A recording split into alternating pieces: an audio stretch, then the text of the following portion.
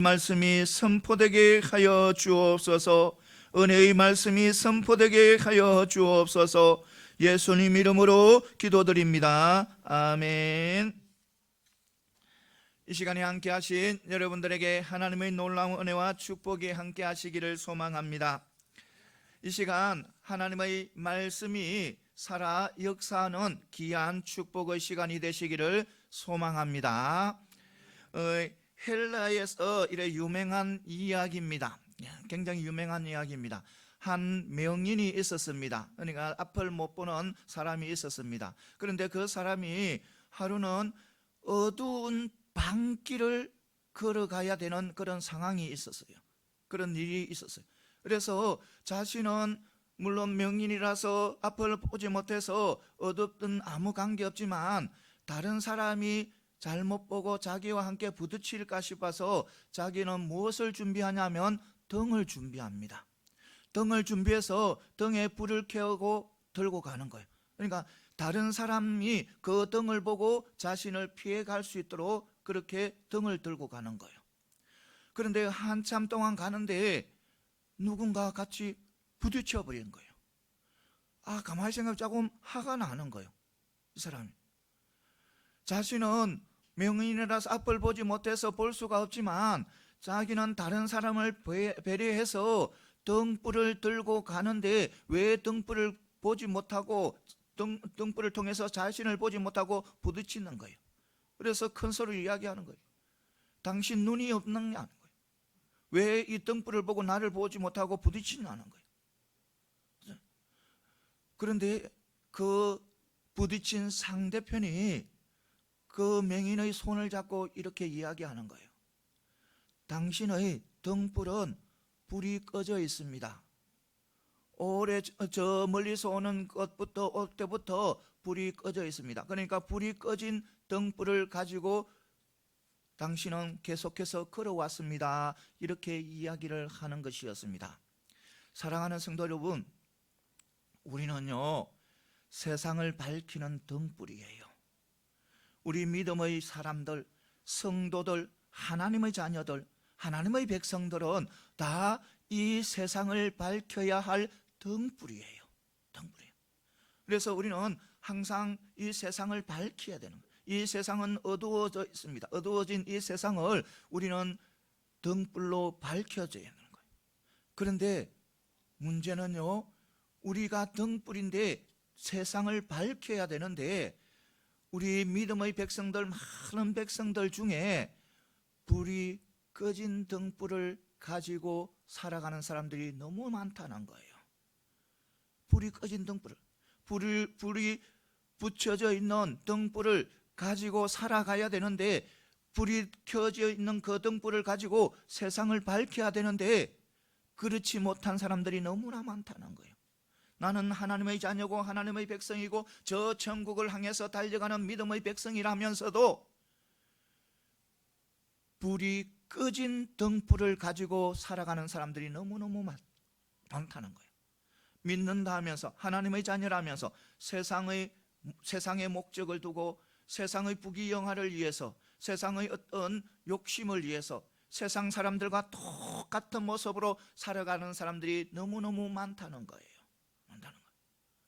그럼 세상 사람들과 같은 모습, 그러니까 세상 사람들과 다른 게 없이 똑같은 모습으로 살아가는 사람들은 불을 꺼진 등불을 들고 가는 사람들과 똑같다는 거예요. 우리는 불을 밝혀야 되는 거예요. 세상을 밝혀야 되는 거예요. 세상을 밝혀서 세상 사람들이 주님을 바라볼 수 있게 해야 되는 거예요. 세상 사람들이 하나님을 바라볼 수 있게 해야 되는 거예요.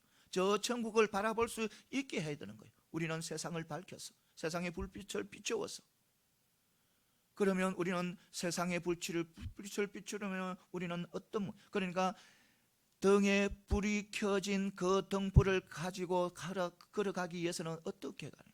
바로 우리는 하나님의 말씀대로 살아가야 되는 거예요. 어떤 상황 속에서도 하나님의 말씀대로 살아가야 우리는 세상을 밝힐 수가 있는 거예요. 세상을 어두움에서 밝힐 수가 있는 거예요. 우리가 등불, 켜진 등불을 들고 걸어가는 그런 것은 바로 하나님의 말씀대로 살아가는 거예요. 이것을 분명히 믿으시기 바랍니다. 사랑하는 성도 여러분, 우리 모두 꺼진 등불이 아니라 켜진 등불, 불이 켜진 그 등불을 우리는 들고 세상을 살아가는 저와 여러분들이 다 되시기를 소망합니다. 그래서 세상을 변화시키고 세상을 밝게 하고 세상 사람들이 누구를 바라볼 수 있도록, 하나님을 바라볼 수 있도록, 예수님을 바라볼 수 있도록, 저 천국을 바라볼 수 있도록 우리는 밝혀줘야 돼. 길을 보도록 해줘야 된다는 겁니다. 이것을 분명히 하시고 언제나 우리는 불이 켜진 등불을 가지고 살아가는 저와 여러분들이 다 되시기를 소망합니다. 오늘 말씀은 요한복음 11장 38절에서 44절 말씀이에요. 이 말씀은 바른 믿음을 가져요. 예수님께서 지금 어디에 서 있냐면 바로 나사로의 죽음 무덤 앞에 서 있어요. 그러니까 이전에 서 있기 전에 예수님께서 사람들에게 나사로를 지금 어디에 두었냐고 물어요. 그래서 사람들이 예수님을 모시고 나사로의 무덤 앞에 왔어요. 와서 보니까 예수님께서 눈물을 흘며 슬퍼하는 거예요. 그래서 그 모습을 본 사람들은 예수님께서 정말 나사로를 사랑하시구나, 정말 나사로와 예수님의 우정이 굉장히 깊구나, 이런 생각을 합니다. 그런데 그 중에 그렇지 않는 사람들도 있는 거예요. 예수님을 비방하는 사람들도 있는 거예요. 예수님을 비방하는 사람. 명인의 눈을 뜨게 한 이 사람이 그 사람을 죽음에서는 구원하지 못하는, 그러니까 죽음을 막을 수는 없었다는 거예요. 왜 죽지 않게 할 수는 없었다는 거예요. 여러분, 그러니까 그렇게 말을 하면서 빈정거립니다. 그런데 예수님께서는 그 나사로의 무덤 앞에 있는 그 돌을 옮기라고 합니다. 그래서 사람들은 그 돌을 옮깁니다. 돌을 옮긴 후에 예수님께서 기도하십니다. 기도하시고 나사로를 불러냅니다. 나사로야 나오라는 거예요. 죽은 나사로가, 그것도 죽어서 나흘이나 지난 나사로가, 그리고 또 그 시신이 오래되어서 냄새가 나는 그런 시신인데도 예수님께서 부르시니까 그래서 나오는 거예요. 그래서 나오니까 염이 되었으니까 온 몸에 다 천으로 감아져 있었습니다. 그래서 예수님께서 풀어주라는 거예요. 오늘 말씀이에요. 이 말씀을 통해서 몇 가지 은혜 받는 귀한 축복의 시간이 되시기를 소망합니다. 먼저 우리 예수님께서는 인간의 비정함을 통해서 늘 비통해 여기신다는 것입니다. 마음 아파하신다는 거예요.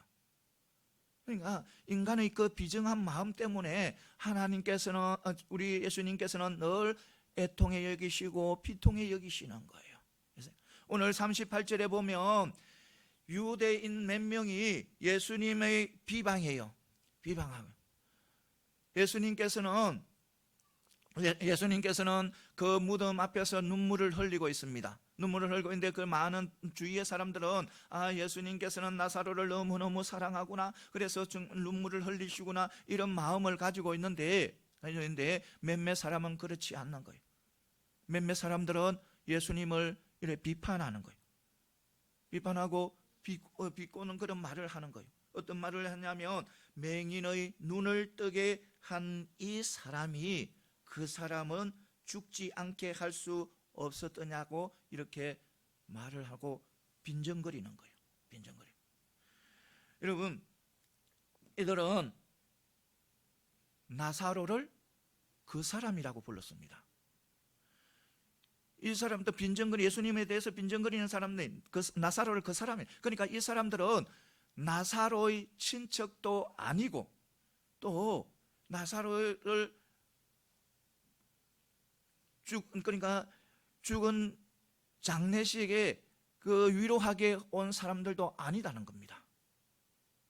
그러니까 이 사람들은 바로 예수님께서 다시 유대 땅으로 오신다는 말을 듣고 누가? 종교 지도자들이 파견한 그런 사람들이라는 겁니다. 그런 사람들을 우리는 알 수가 있는 거예요. 이들은요, 자기 오라버니를 떠나보내고 슬퍼하는 마리아 마르다에게는 이 관심도 없어요. 관심도 없고 아무 생각도 없어요. 오직 누구? 예수님만 바라보고 예수님이 무슨 말을 하는지, 예수님이 무슨 잘못을 저지르는지, 예수님이 어떤 정죄받을 일을 하는지 그것만 지켜보고 있는 거예요. 예수님께서는 다른 일의 사람들과 그 나사로의 무덤 앞에서 눈물을 흘리며 울고 있는데 이들은 울지도 않고 눈물도 흘리지 않고 오직 예수님에 대해서 빈정거리는 말을 하는 거예요. 그러니까 이들은 왜냐하면 천성적으로 눈먼 사람을 눈뜨게 한 이 메시아가 가장 가깝게 지난 나사로의 죽음을 막지 못했냐면서 이렇게 비꼬는 거예요. 비꼬는. 그러니까 이 비꼬는 이 말은 또 뭐냐면 얼마 전에 예수님께서 선천적으로 눈먼 사람의 눈을 뜨게 해줍니다. 보게 해주는 거예요. 그것을 거짓으로 이끌어가기 위한 하나의 의도로 그런 말을 하는 거예요. 이 사람들이 이런 마음을 품고 있는 사람들을 보고 예수님께서는 비통해 여기시는 거예요. 마음 아파 여기시는 거예요. 애통해 여기시는 거예요. 여러분, 우리 예수님께서는요, 인간들이 이웃을 위해서 정의나 사랑이나 이런 동정심을 가지고 있지 않는 것에 대해서 슬퍼하시는 거예요. 마음 아파하시는 거예요. 왜냐하면요, 하나님의 형상대로 만들어진 인간의 마음을 사단에게 빼앗겼기 때문에 그런 거예요. 빼앗기게. 하나님의 형상대로 만들어진 그 마음입니다. 그 마음을 빼앗겨버린 거예요. 그래서 예수님께서 마음 아파하는 거예요. 그리고 하나님께서 명령하신 이웃을 사랑하라는 그 명령을 듣지도 않는 거예요. 듣지 않으니까 마음 아파하는 거예요. 그러니까 사람들을 사랑하고 동정하고 해나가야 하는데 그렇지 못하는 거예요. 그런 비정한 마음을 가지고 있는 사람들은. 그러니까 예수님께서 늘 마음 아파하는 그런 마음 아파하는 거예요. 사랑하는 성도 여러분, 이것을 분명히 믿으시기 바랍니다. 우리는 우리 주위에 슬프고 힘든 그런 분이 있다면 우리는 예수님의 마음을 본받아야 된다는 거예요. 예수님의 크신 사랑의 마음을 본받아서 그들을 위로할 줄 알고 그들에게 힘을 줄 줄 알고 그들에게 정말 소망을 줄 수 있는 그런 마음을 가져야 된다는 겁니다. 우리 예수님께서는, 하나님께서는 우리가 이웃들에게 무관심하는 거요, 비정하게 말하는 거요, 싫어하는 거예요. 안 좋아하는 거예요. 그러니까 우리 이웃에는 항상 사랑으로 그들을 품어주고 또 용기를 주고 희망을 주어야 된다는 겁니다. 그런 마음을 품어야 된다는 겁니다. 사랑하는 성도 여러분, 우리 모두 예수님의 마음을 닮아감으로 통해서 우리는 언제나 주위 사람들을 귀하게 여기고 주위 사람들을 품을 수 있는 그런 믿음의 백성들이 다 되시기를 소망합니다. 정말 우리가 주위에 품어야 할 사람들이 참 많이 있습니다. 여러분, 어제는요 어떤 전화가 왔어요. 여자분인데 좀 젊은 분인데 전화하자마자 내가 딱 받고 딱 하니까 말 한마디 하고 딱 끊어버려요. 어떤 말이에요? 나 교회지요? 예, 교회입니다. 이러니까 죽고 싶어요 하면서 말을 이어가려니까 그 자리에서 끊어버리는 거예요. 그런 사람이 너무너무 많다는 거예요, 세상에. 그래서 우리는 항상 주위를 살펴봐야 된다는 거예요. 그러니까 내가 그 소리를 듣고 얼마나 마음이 아픈지, 얼마나 힘이 들었으면 전화를 걸어서 나 죽고 싶어요 하면서 막 전화기를 끊어요. 젊은 여자분이 있는데, 사랑하는 성도 여러분, 우리는 예수님의 마음을 닮아서 항상 주위를 살펴보고 따뜻하게 힘든 사람들을 맞아주는, 보듬어주는 그런 믿음의 삶을 살아가는 저와 여러분들이 다 되시기를 소망합니다. 다음에 또 뭐냐면, 불신앙은 마치 무덤을 막아놓은 그 돌문과 같다는 겁니다. 이 40절에서 보면 주님께서 나사로의 무덤 앞에서 마르다의 책망하는 그런 내용이 나옵니다. 주님은 앞서서 무리들에게 죽은 나사로를 어디에 있느냐고 물었습니다. 그 물은 내용 안에는 어떤 말이 있냐면, 이들이 예수님이 오셔서 살려줄 것이라는 그 믿음을 가지지 못하고 나사로가 죽자 어디에 장례를 치른 것에 대해서 책망하는 내용이 그 속에 들어가 있다는 것입니다. 사도행전 9장 36절에서 41절에 보면요, 도르가라는 여인이 나옵니다. 이 여인은 구제 일에 늘 열심히 했습니다. 주위 사람들을 늘 구제하면서 살아가는 그런 여성도였습니다. 그런데 이 여성도가, 구제하는 여성도가 각중에 갑자기 죽어버렸어요. 각각이 죽어버렸어요. 늘 이래 사람들을 살피고 사람들을 구제하면서 살아가는 이 여성도가 갑자기 죽어버렸어요. 그런데요, 이 이웃들은요, 이 죽은 여인의 시신을 장례는 하지 않고 어디에? 골방에 두는 거예요. 두어서 누구를 찾아가냐면 베드로를 찾아갑니다. 베드로를 찾아가서 데리고 오는 거예요. 그래서 베드로가 그 여인을 살려냅니다. 그러니까 그 사건이, 만약요 이 마리아와 마르다가 예수님의 권능을 믿었더라면, 아니 예수님이 오시면 우리 오라비를 살려주실 것이란 조그만 희망만 가지고 있었더라도 나사로의 그 죽은 시신을 무덤에 두고 큰 돌로 그 무덤 입구를 막지는 않았을 거라는 겁니다. 그러니까 그들은 예수님이 오실 때까지 최소한 돌로 무덤 입구는 막지 말아야 했다는 겁니다.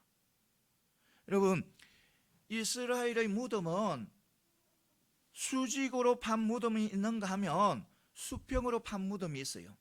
그런데 이 나사로의 지금 무덤은 후에 예수님께서 무덤과 같이 수평으로 파인 무덤이에요.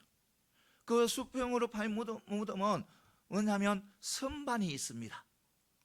무덤 안에 선반이 있는데 그 선반 안에 무엇을 하냐면 시신을 둡니다.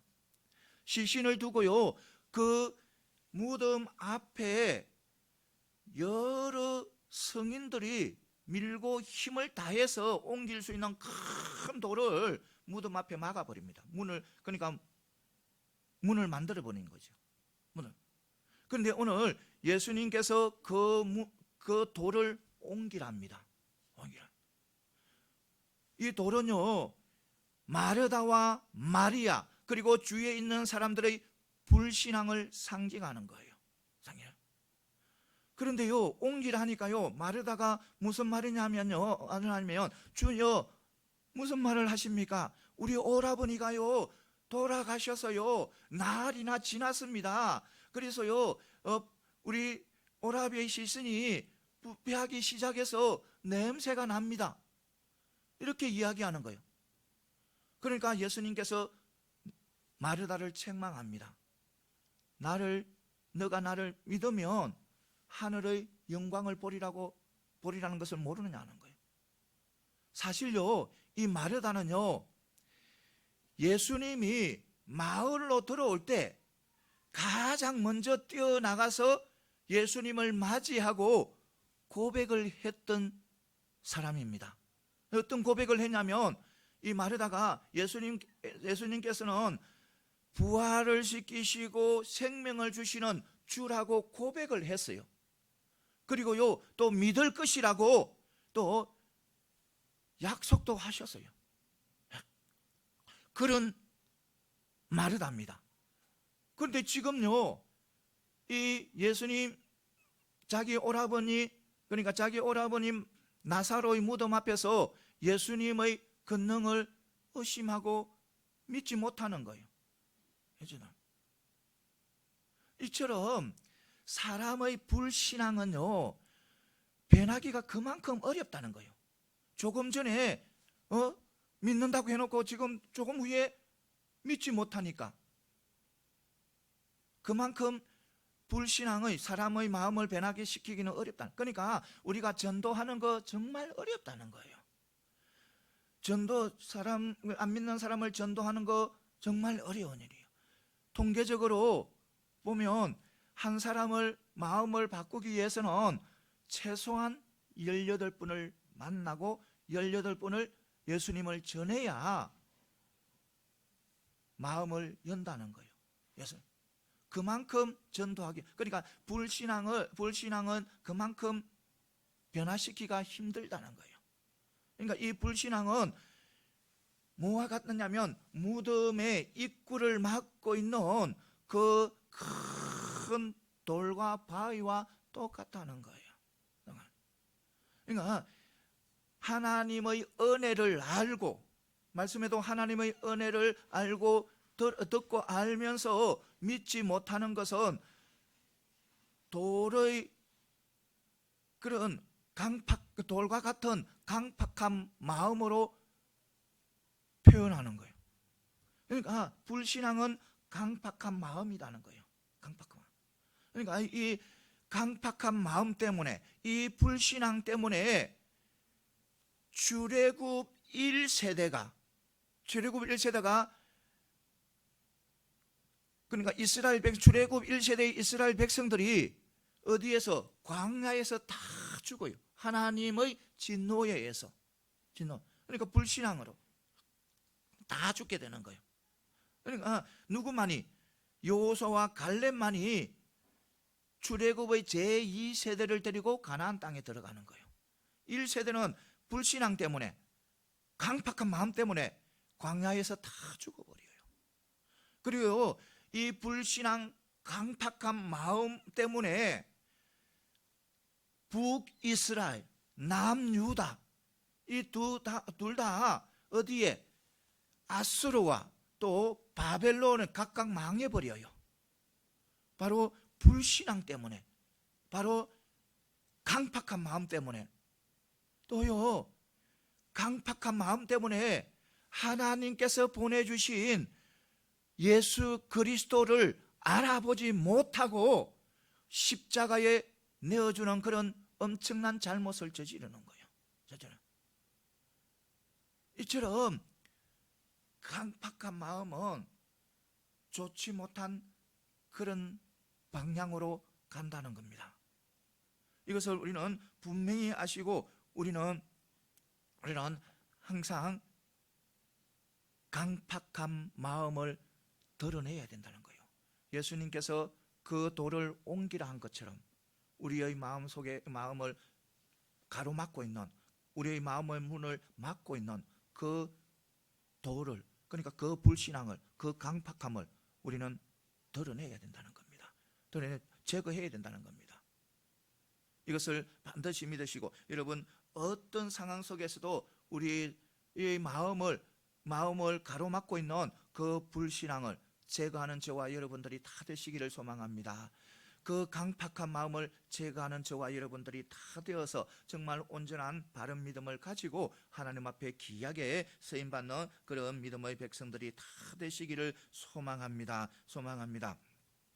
우리가 강팍한 마음을 버려야 우리는 저 천국을 누릴 수 있고 강팍한 마음을 버려야 하나님 앞에 정말 축복을 받을 수 있는 거예요. 이것을 반드시 믿으시고 언제나 우리가 강팍한 마음을 다 버리는 저와 여러분들이 다 되시기를. 잘 안 되잖아요.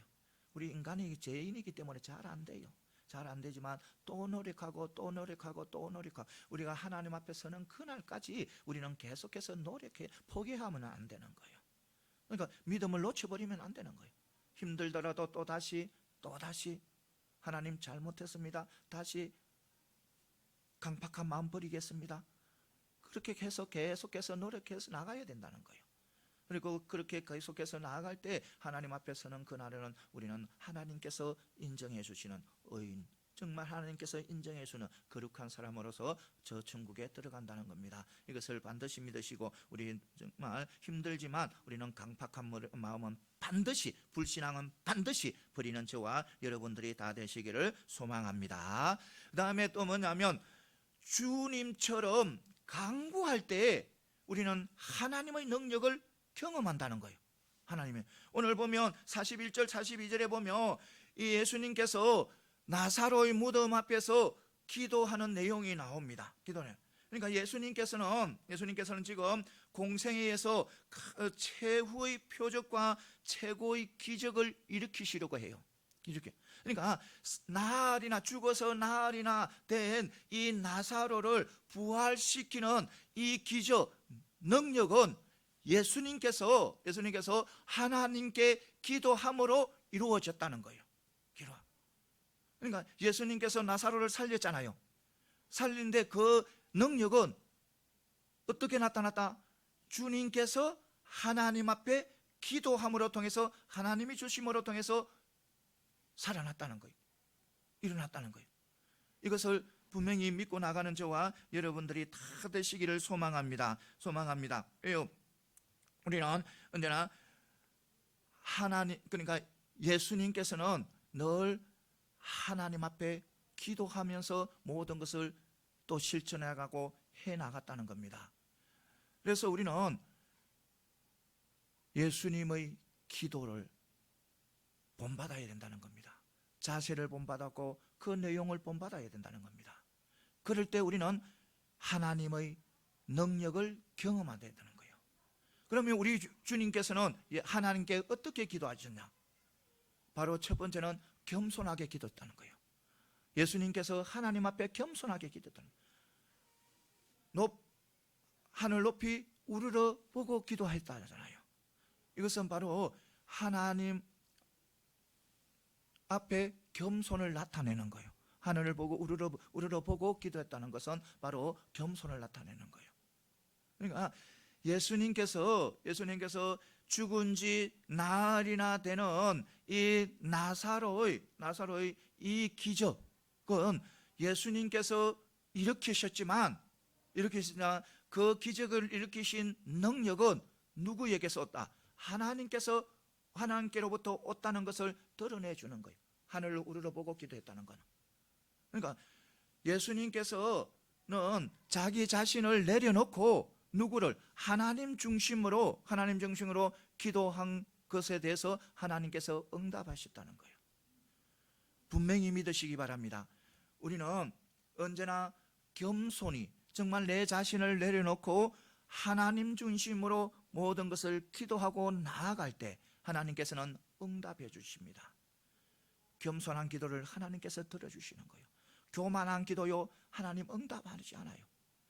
아무리 내가 교회 일을 많이 하고 아무리 세상에서 뛰어나고 아무리 어떤 세상에서도 열심히 산다 해도 교만하면요, 하나님께서는 그 기도를 안 들어줘요.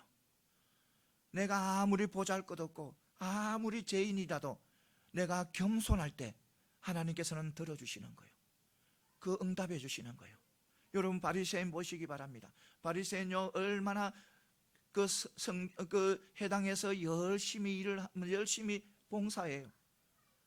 정말 예배도 권하고 정말 열심히 해요. 11조도 하고 모든 것 다 해요. 그런데요, 기도할 때 너무 교만한 거예요.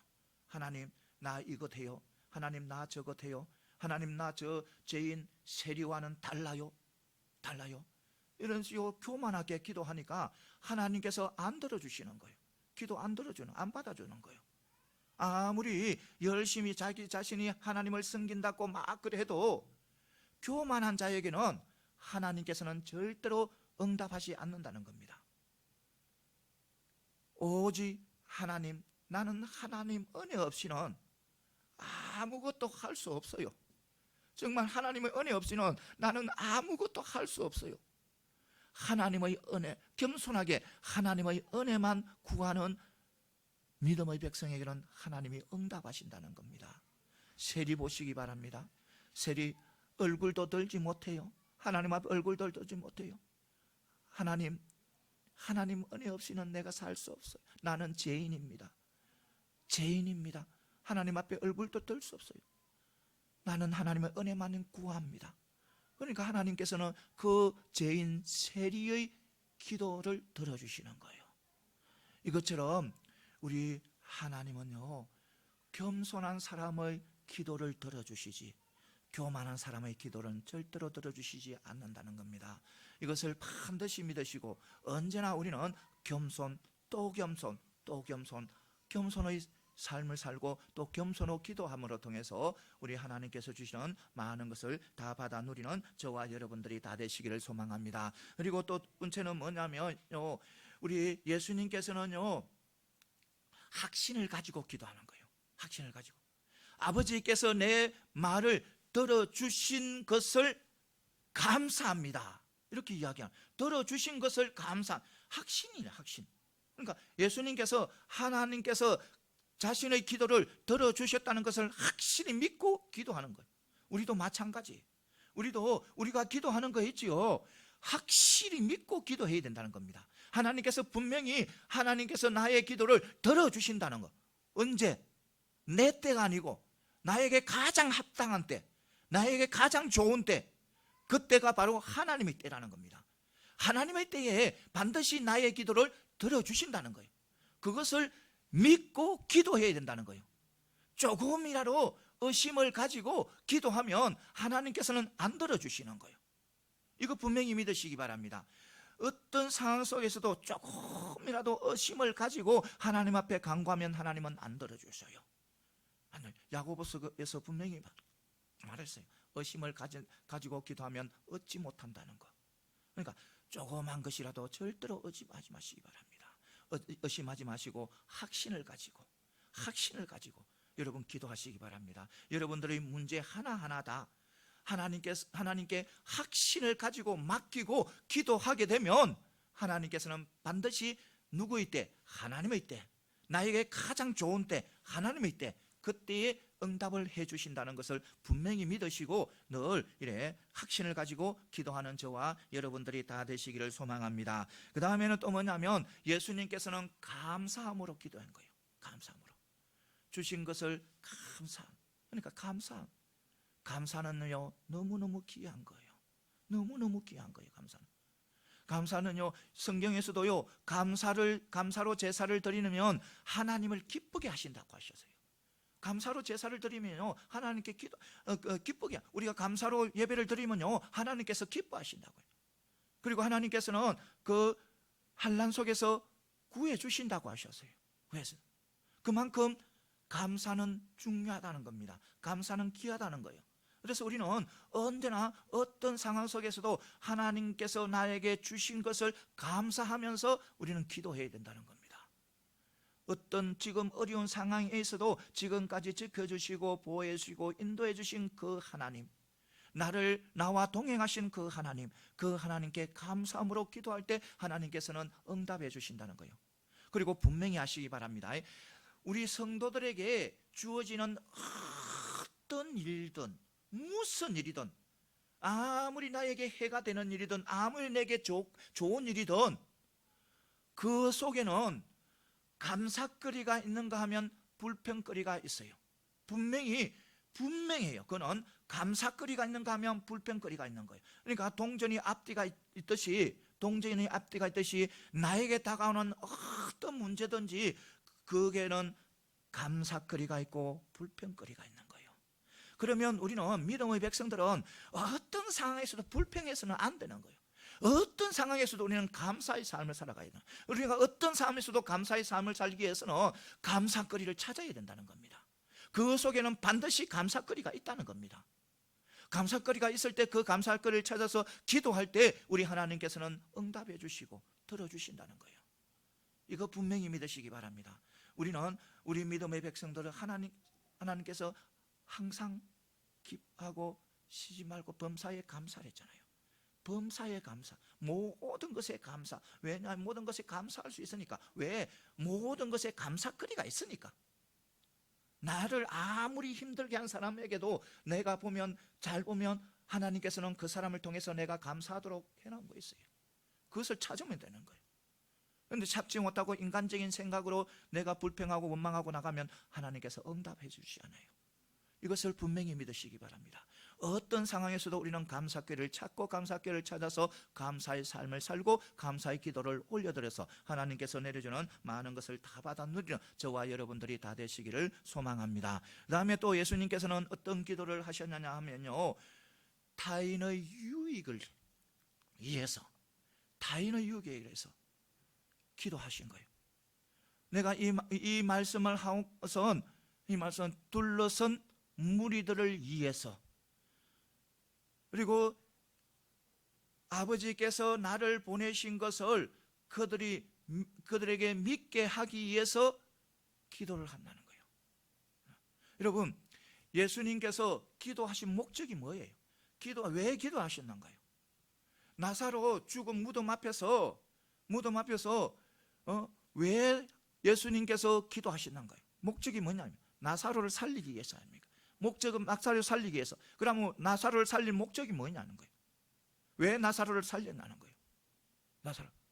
그 목적이 바로 또 뭐냐면 주위 사람들, 마르다와 마리아, 그리고 또 주위 사람들이 주님께서 구주라는 것을 믿게 하기 위해서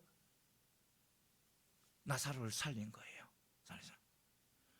그러니까 우리 주님께서는 언제나 자기 자신을 위해서, 자기 자신의 유익을 위해서 기도하신 것이 아니라고 타인, 이웃의 유익을 위해서 기도하셨다는 거예요. 이것을 분명히 믿으시기 바랍니다. 사랑하는 성도 여러분, 우리도 항상 이웃을 위한 기도를 하는 그런 믿음의 백성들이 다 되시기 바랍니다. 이웃의 유익을 위해서 늘 기도하는 그런 믿음의 백성들이 다 되시기를 소망합니다. 사랑하는 성도 여러분, 우리 하나님께서는요, 이웃을 사랑하는, 정말 이웃을 내 몸같이 사랑하는 그 마음을 가지고 이웃을 위해서 기도하면요, 하나님께서는 반드시 들어주셔요. 그 기도는요, 굉장히 힘있고 능력이 있어요. 어떤 능력이 있냐면 주님의, 하나님의 보좌를 움직일 수 있는 그런 힘도 그것에 있다는 겁니다. 이웃을 사랑해서 이웃을 위해서 기도하는 그 능력은 바로 하나님의 보좌를 움직일 수 있는 그런 힘도 있다는 겁니다. 그만큼 이웃의 사랑해서 기도하는 것이 그만큼 중요하다는 거예요. 그만큼 힘이 있고 능력이 있다는 겁니다. 사랑하는 성도 여러분, 우리 모두 정말 주위의 사람들을 위해서, 유익을 위해서 기도하는 저와 여러분들이 다 되시기를 소망합니다. 우리가 지금 우리 교회는 아직까지 이래 구역장도 있고 부구역장도 계시는데 아직까지 활성화되지 못했어요. 그래서 활성화되면요, 구역장님들요, 다 구역원들 다 기도 제목 다 받아서요 기도해야 되는 거예요. 기도하고 또 부구역장님들도 이래 다 구역원들 다 이래 기도 제목 하나하나 다 받아서 그 사람들이 내 구역원들이 어떤 기도의 제목이 있는가, 지금 어떤 문제가 있는가 다 알아야 되는 거예요. 알고 기도해 주니 그 기도가 능력이 있어요. 정말 큰 능력이 있다는 겁니다. 그만 이래 봉사하기 위해서 구역장을 세우고 그 기도하라는 거 아니에요. 그 기도는 구역원들을 위해서 기도해 주는 그 기도는 능력이 있다는 겁니다. 그 기도는 하나님의 보좌를 움직일 수 있는 그런 큰 힘이 있다는 겁니다. 그래서 우리도 조금 이래 구역이 좀 더 활성화되면 그런 방향으로 흘러가야 되는 거예요. 구역장님들, 부구역장들 정말 귀해요. 너무너무 귀해요. 그렇기 때문에 우리는 또 활성화되어서 그 일들을 남을 위해서 구역원들을 위해서 기도함으로 통해서 기도의 능력이 나타나고 기도의 열매가 가득한 그런 구역으로 달려가면 좋겠습니다. 사랑해서 그리고 또 예수님의 기도 안에는 놀라운 진리가 들어있다는 거예요. 놀라운 진리. 보면 우리 아버지께서 나의 말을 들어주시는 줄 알겠나이다 하는 말은 그 속에 또 무슨 말이 들어있냐, 무슨 뜻이 있냐면 바로 예수님께서 하나님의 뜻을 늘 알기를 원하고 또 그 뜻을 알고 또 그 뜻대로 살아간다는 겁니다. 살아감으로 통해 하나님의 뜻대로 살아감으로 통해서 하나님께서 주님의 기도를 들어주신다는 거예요. 그러니까 기도는 말로만 하는 것이 아니라는 겁니다. 기도는 말로만 하는 것이 아니고 하나님의 뜻을 알고 그 뜻을 행하는 삶을 생활을 나갈 때 그것이 바로 기도가 이루어지는, 기도가 응답되는 가장 큰 조건이 된다는 겁니다. 내가 하나님의 말씀대로 살아갈 때 나의 기도를 하나님께서 들어주시는 그런 가장 큰 조건이 된다는 겁니다.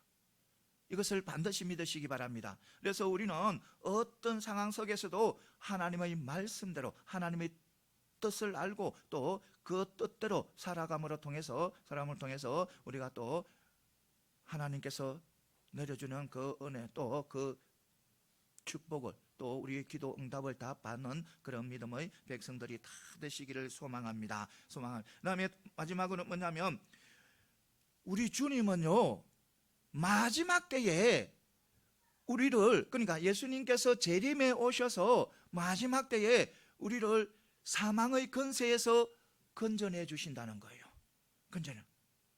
이를 보면 43절 44절에서 보면 마침내 주님께서 죽어서 나흘이나 되는 이 나사로를 소생시킵니다. 소생시키는, 살리내는 거예요. 부활시키는 거예요. 예수님께서 그 돌을 제거하라 하고 제거한 후에 기도하신 후에 어떻게 하냐면 나사로야 나오라 큰 소리로 외치는 거예요. 이것은 보통 보면 우리가 좀 많이 그런 모습이지요. 어떻게 자녀들이 늦잠을 자고 일어나지 않을 때 누구야 일어나라 나와라 이 소리를 많이 하는 그 모습과 똑같잖아요. 예수님께서 나사로에게 나사로야 나오라 그 말 한마디에 죽어서 나흘이나 된, 그러니까 시신이 부패하기 시작해서 냄새가 나는 그 나사로가 살아서 걸어 나오는 거예요. 여러분 얼마나 신기합니까? 얼마나 놀라운 일입니까? 여러분 믿기십니까? 여러분 이건요 성경 말씀에 사실을 적어놓은 거예요. 그리고요 우리가 믿는 하나님은요, 우리가 믿는 주님은요 천지 창조주의 하나님이세요. 모든 것을 다 하실 수 있는 하나님이세요. 하나님이니까 가능한 거예요. 천지 창조주의 하나님이니까 죽은 나사로를 살릴 수 있는 거예요. 부패해서 썩어 냄새가 나는 그 나사로를 살려낼 수 있는 거예요. 부활시킬 수 있는 거예요. 천지 창조주의 하나님, 그 하나님만이 무리를 걸을 수 있는 거예요. 물을 포도주로 만들 수 있는 거예요. 그 하나님만이요 물고기 2마리와 보리떡 5개로요 장정 5,000명이나 먹일 수 있는 있는 일이 일어나는 거예요. 홍해를 가르는 거예요. 누구만이 가능하다? 천지 창조주의 하나님만이 가능하다는 거예요. 우리가 믿는 하나님은 천지 창조주의 하나님이시라는 거예요. 그러니까 나사로를 살리는 거 가능하다는 거예요. 그러니까 나사로를 말 한마디로 나사로야 나오라 하니까 죽어서 나흘이나 되는 그 나사로가 걸어 나오는 거예요. 이것은 바로 어떤 모습이에요?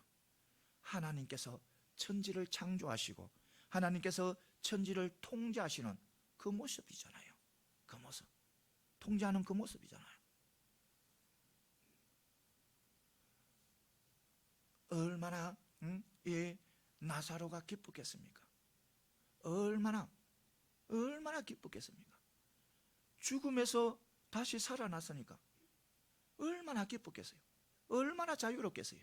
저렇게 그런 것을 얼마나 기쁨을 누리겠어요? 여러분, 우리는요 항상 예수님이 어떤 분이신가를 늘 알아야 되는 거예요. 나사로를 살리는 예수님, 천지 창조주의 예수님, 그 예수님이라는 것을 우리는 믿어야 되는 거예요. 그리고 또 나사로를 살리신 예수님, 그 예수님이 마지막 때에 우리가 죽어서 잠자고 있을 때 우리를 불러내신다는 거예요. 물론 야로의 딸이 죽었다니까 어떻게 해요? 예수님께서 죽지 않고 마음고 있다, 잠자고 있다고 하잖아요. 그러니까 우리도 죽으면 죽는 게 아니에요. 끝나는 게 아니에요. 잠자고 있는 거예요. 그래서 마지막 때는 우리 예수님께서 우리를 사망의 권세에서 불러내는 거예요. 부활시키는 거예요. 그래서 우리는 살아나는 거예요. 살아나는데 또 중요한 것은 우리는 육적인 몸으로 살아나지 않아요. 이 흙으로 만들어진 이 육체는 다 벗어버려요.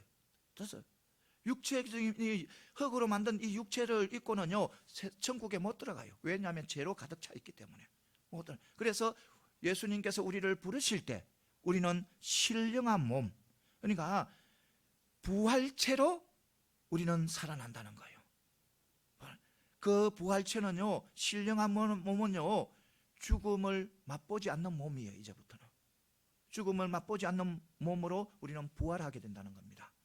그래서 우리 예수님께서는 우리를 데리고 어디로? 천국에 들어가서 마음껏 자유를 누리게 하고 마음껏 기쁨을 누리게 하고 마음껏 영원한 삶을 살아가게 하시는 거예요. 저 천국은요 아픔도 없고 슬픔도 없고 죽음이 없는 곳이 저 천국이에요. 오직 기쁨만이, 오직 행복만이, 오직 영원한 생명만이 있는 곳이 바로 오직 빛만이 있는, 어둠이 없고 빛만 있는 곳이 바로 저 천국이에요. 우리는 저 천국으로 들어가게 되는 거예요. 마지막 때는. 여러분, 우리는 이 믿음이 바로 바른 믿음이에요. 우리 믿음은요 이 세상에서 끝나는 것 아니에요. 이 세상, 우리의 목적지는 세상이 아니라는 겁니다. 세상이 종착지가 아니라는 겁니다. 우리의 종착지는 어디에? 저 천국이라는 겁니다. 천국. 그 믿음을 가져야 되는 거예요. 그래서 세상 것은 다 지나가게 되는, 세상 것 안 지나가는 거 없어요. 나에게 아무리 어려운고 힘든 일이 있어도 그것은 지나가게 돼가 있는 거예요. 세상 것은 우리가 지나가는 나그네 길밖에 안 되는 거예요. 우리 종착지는 바로 저 천국이에요. 그래서 세상에서 힘들고 낙심할 필요는 없는 거예요. 해서는 안 되는 거예요. 우리는 항상 기쁘고 즐겁게 살아가야 되는 거예요. 어디를 향해서? 저 천국을 향해서. 그 믿음이 바로 바른 믿음이에요. 이것을 분명히 믿으시기 바랍니다. 우리 모두 저 천국을 향해서 달려가는, 그렇게 세상의 어떤 것도 이겨나가고 정말 기쁨으로 저 천국을 위해서 달려가는 그런 바른 믿음을 가짐으로 통해서 정말 세상에서 아름다운 그런 축복의 삶을 살아가는 저와 여러분들이 다 되시기를 소망합니다. 예, 기도드리겠습니다. 능력의 하나님 아버지, 오늘도 저희